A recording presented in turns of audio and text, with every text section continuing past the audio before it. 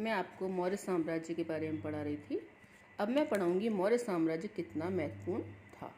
19वीं सदी में जब इतिहासकारों ने भारत के आरंभिक इतिहास की रचना शुरू की तो मौर्य साम्राज्य को इतिहास का एक प्रमुख काल माना गया। यानी मौर्य साम्राज्य जो था, जैसे अकबर बाबर के समय आपने सुना होगा कि शाहजहां का जो काल था वो स्वर्ण युग माना गया है, अकबर का काल स्वर्ण युग माना गया है। उसी तरह से मौर्य साम्राज्य जो है वो प्राचीन समय में स्वर्ण युग माना गया था।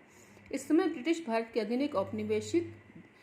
भारत ब्रिटिश साम्राज्य के अधीन एक औपनिवेशिक देश था। यानी जब इतिहासकार इतिहास लिख रहे थे उस समय भारत जो है ब्रिटिश साम्राज्य के अंतर्गत एक उपनिवेश था। 19वीं और आरंभिक 20वीं शताब्दी के भारतीय इतिहासकार को प्राचीन भारत में एक ऐसे साम्राज्य की संभावना बहुत चुनौतीपूर्ण तथा उत्साहवर्धक लगी। यानी उस समय के अंग्रेज इतिहासकारों को लगा कि किस तरह से उस जमाने में भी इतना अच्छा प्रशासन जो है मौर्य साम्राज्य का चल रहा था।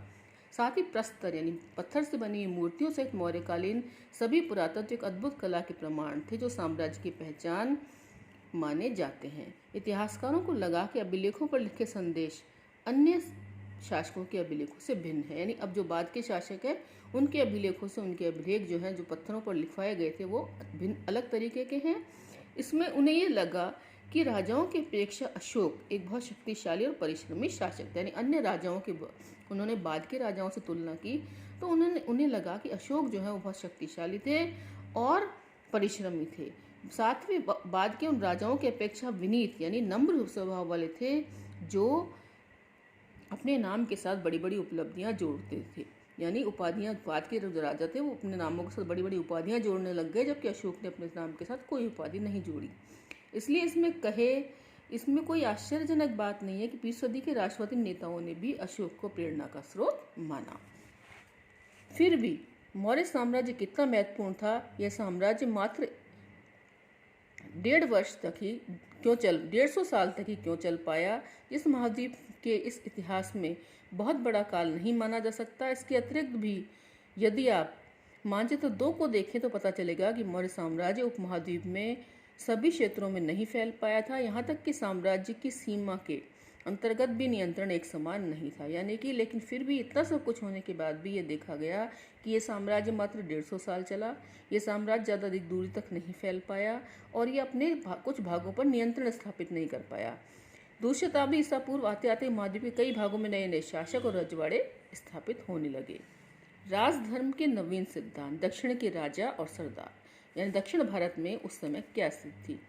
उपमहाद्वीप के दक्षिण उससे दक्षिण क्षेत्र में स्थित तमिलकम अर्थात तमिलनाडु एवं आंध्र प्रदेश और केरल के कुछ हिस्से, इनको तमिलकम कहते थे, में चोल, चेर और पांड्य जैसे सरदारियों का उदय हुआ। वे राज्य बहुत ही समृद्ध और स्थायी सिद्ध हुए। सरदार और सरदारी किसे कहते थे? सरदार एक शक्तिशाली व्यक्ति होता था जिसका पद वंशानुगत भी हो सकता था और नहीं भी। यानी कई बार ऐसा होता था कि पुत्र को सरदार बनाया जाए, नहीं तो कोई योग्य व्यक्ति को बनाया जाता था। उनके समर्थक उसके खानदान के लोग होते थे।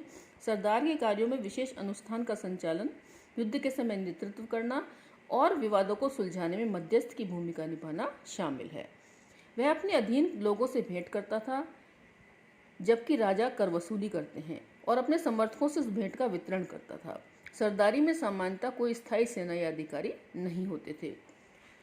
हमें इन राज्यों के बारे में विभिन्न प्रकार के स्रोतों से जानकारी मिलती है। उदाहरण के तौर पर प्राचीन तमिल संगम ग्रंथ, जो तमिल ग्रंथ है वो संगम कहलाते हैं।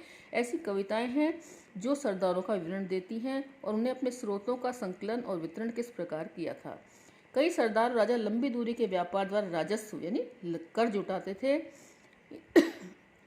इसमें मध्य और पश्चिम भारत के क्षेत्रों पर शासन करने वाले सातवाहन और उपमहाद्वीप के पश्चिमोत्तर और पश्चिम में शासन करने वाले मध्य एशियाई मूल के शक शासक शामिल थे। उनके सामाजिक उद्गम के बारे में अधिक जानकारी तो नहीं है, लेकिन जैसा कि हम सातवाहन राजाओं के बारे में अध्याय 3 में पढ़ेंगे, ये एक बार सत्ता में आने के बाद उन्होंने ऊंचे सामाजिक अस्तित्व का दावा कई प्रकार से किया।